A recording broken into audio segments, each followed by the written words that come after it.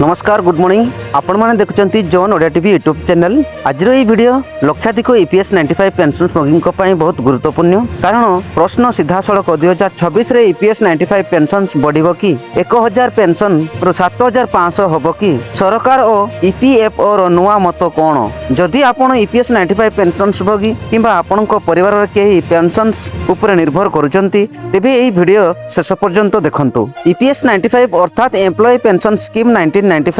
एही योजना सेमानंको पई तयारी होइतिला जे माने ईपीएफओ रो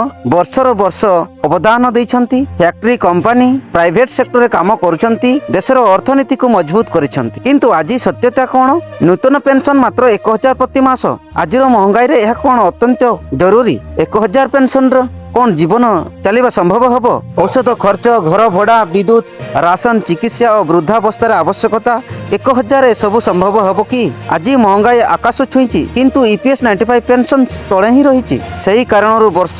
वर्ष ईपीएस 95 पेंशन भोगी मैंने आंदोलन करुछंती। ईपीएस 95 पेंशन भोगी मानकर दाबी होची नूतन पेंशन 7500 प्रति मास महंगाई भत्ता डीए लागू करा जाऊ मागणा चिकित्सा सुविधा प्रति पति पत्नी को पूर्ण पेंशन लाभ यह कौन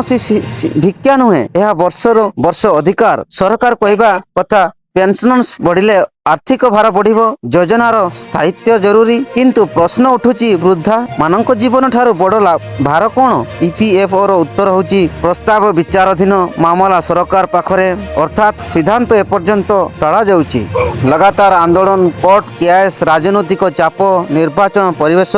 यह द्वारा ईपीएस 95 पेंशन उपरे बड़ निष्पत्ति आसीपारे। खबर अनुसार 2000 रु 7500 प्रस्ताव डीए जोड़िबा उपरे आलोचना किंतु आधिकारिक घोषणा एजाए आसी नाही। ईपीएस 95 पेंशन भोगी माने सुप्रीम कोर्ट पर्यंत गले उच्च पेंशन उपरे राय आसिला किंतु न्यूनतम पेंशन एपर्यंत बकया यह प्रमाण करे चाप देले ही परिवर्तन संभव तेणु पेंशन भोगी माने सचेतन रुहंतु गुजबरु दूरे रुहंतु आधिकारिक अपडेट उपरे भरोसा रखंतु संगठन सह जड़ित रुहंतु जो अधिकार मगा जाएनी सेटा मिलेनी एपर्यंत पक्का घोषणा नहीं किंतु 2026 रो आशा शक्तिशाली 7500 नूतन पेंशन बड़ दाबी नुहे या सम्मान जीवन तेणु वीडियोटी को लाइक करंतु शेयर करंतु आ कमेंट बॉक्स रे आपनकर मतामत दियंतु आ हमर John Odia TV YouTube channel को आ हमर आपनकर गोटिए आवाज लक्षाधिक पेंशन भोगी शक्ति। जय हिंद जय जगन्नाथ।